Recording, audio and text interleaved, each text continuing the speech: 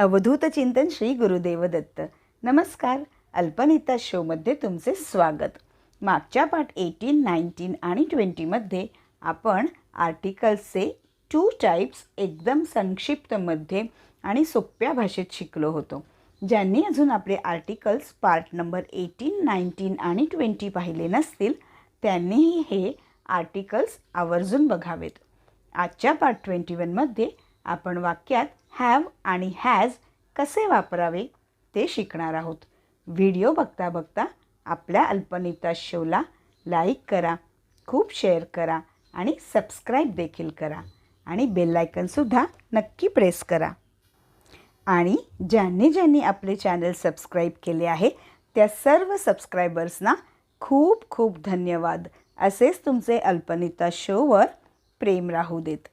आणि आपल्या अल्पनिता चॅनलद्वारे जगातील खूप सर्व लोकांना अगदी सोप्या भाषेत इंग्रजी शिकण्याचाही लाभ मिळू देत. ज्यांनी कोणी अजून आपले चॅनल सबस्क्राईब केले नसेल त्यांनीसुद्धा कृपया आपल्या चॅनलला सबस्क्राईब करा, ही विनंती. तर आता पार्ट 21मध्ये हॅज आणि हॅव.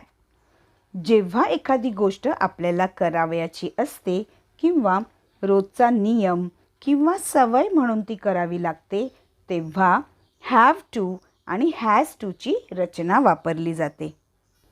हॅव टू आणि हॅज टू नेहमी प्रेझेंट टेन्स म्हणजेच वर्तमान काळात वापरली जाते. वाक्याचा सब्जेक्ट आपण कोणत्या पर्सनमध्ये आहे हे लक्षात घेऊन हॅव आणि हॅज हे क्रियापद वापरायचे. आता हे फर्स्ट, सेकंड आणि थर्ड पर्सन आपण आपल्या अल्पनिता शोच्या पार्ट नंबर 13 प्रोनाऊनमध्ये शिकलोच आहोत.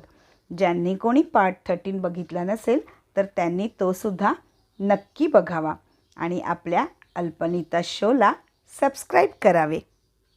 तर आता हॅव आणि हॅज हे पर्सन वाईज कसे वापरावे तर चला आपले टेबल बघूयात. इथे 3 कॉलम्स आहेत. पर्सन, सिंग्युलर आणि प्लुरल. सिंग्युलर म्हणजे एक वचन, प्लुरल म्हणजे अनेक वचन. पर्सन म्हणजे पुरुष, बरोबर आहे.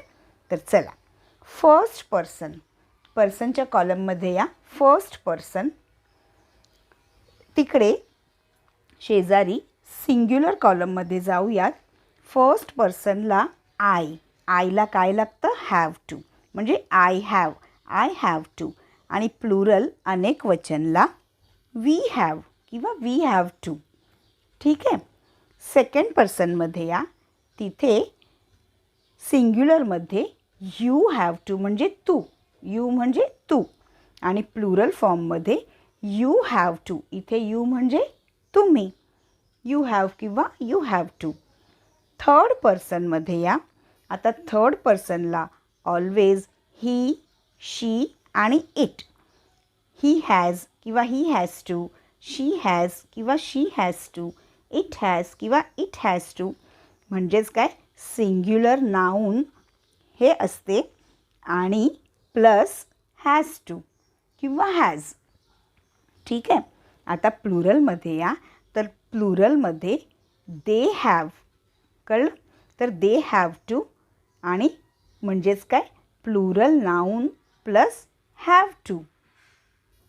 आता पटकन अर्थ बघून घेऊयात. आय हॅव म्हणजे माझ्याजवळ आहे. वी हॅव आमच्याजवळ आहे. यू हॅव तुझ्याजवळ आहे. दे हॅव त्यांच्याजवळ आहे. आणि एखादे नामाला घेऊन किंवा आपण म्हणतो ना संज्ञाला घेऊन, तर समजा मी इथे बॉईज घेतले तर बॉईज हॅव म्हणजे मुलांजवळ आहे. तसंच दुसरं कॉलम बघूयात. He has. ही हॅज म्हणजे त्याच्याजवळ आहे. शी हॅज तिच्याजवळ आहे. इट हॅज इथे पुन्हा एखाद्या वस्तूला अनुसरून किंवा त्याप्रमाणे आपण बोलू शकतो, तर त्याच्याजवळ आहे. ठीक आहे. म्हणजेच जी गोष्ट स्वतःची असेल किंवा एखाद्या गोष्टीची मालकी किंवा पोझिशन दाखवायचं असेल तेव्हा आपण हॅव आणि हॅजचा उपयोग करतो. चला तर आता आपण ह्यांचे सेंटेन्सेस बघूयात आणि त्यांचा अर्थही बघूयात. तर आधी सर्व हॅवची वाक्य बघूयात.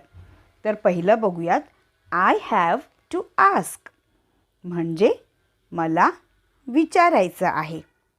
सेकंड बघूयात, आय हॅव टू सिंग म्हणजे मला गायचे आहे. Third, I have to sleep मला झोपायचे आहे. आय हॅव अ सेलफोन म्हणजे माझ्याकडे सेलफोन आहे म्हणजे स्वतःचा.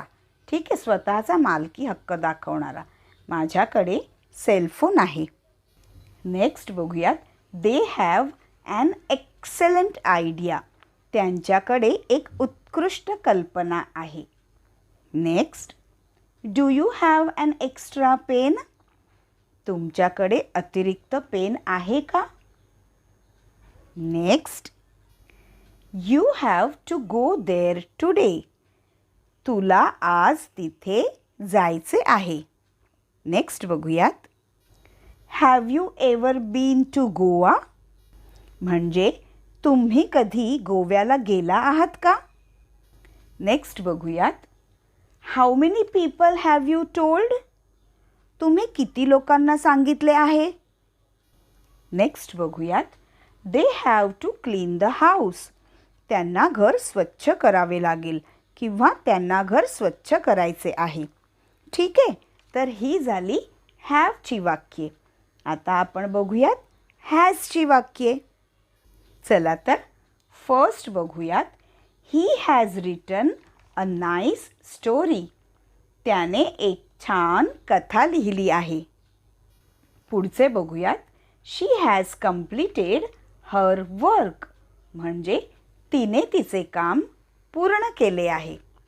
नेक्स्ट बघूयात, Ananya has won several awards अनन्याने अनेक पुरस्कार जिंकले आहेत. नेक्स्ट बघूयात, Kapil has mango ice cream in the refrigerator कपिलकडे रेफ्रिजरेटरमध्ये मँगो आईस्क्रीम आहे. किंवा असंही बोलू शकता, कपिलकडे रेफ्रिजरेटरमध्ये मँगो आईस्क्रीम ठेवले आहे.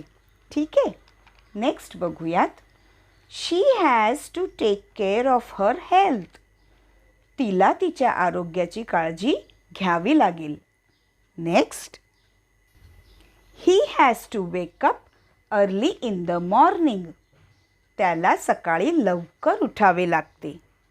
नेक्स्ट बघूयात, it has many uses in the house इथे इट आपण एखाद्या वस्तूला संबोधून सुद्धा करू शकतो. ठीक आहे, मग तुम्ही कसं बोलाल? त्याचे घरात अनेक उपयोग आहेत. ठीक आहे, पुढचं वाक्य बघूयात, it has come to our notice that you were sleeping on the job म्हणजे आमच्या लक्षात आले आहे की तुम्ही कामावर झोपत होता. पुढचं वाक्य बघूयात, it is a country that has made lots of development म्हणजे हा एक देश आहे ज्याने खूप विकास केला आहे. पुढचं वाक्य बघूयात, it has been cloudy since morning काय आहे वाक्य? It has been cloudy since morning म्हणजे सकाळपासून ढगाळ वातावरण आहे. तर मित्रांनो, पुन्हा लक्षात ठेवा की हॅवचा वापर अनेक वचनी विषयांसह म्हणजेच आय, यू, वी. आता आयला एक गोष्ट लक्षात ठेवा, फर्स्ट पर्सन असल्यामुळे आयला कधीही हॅज लागणार नाही, तर आय हॅवच लागतं.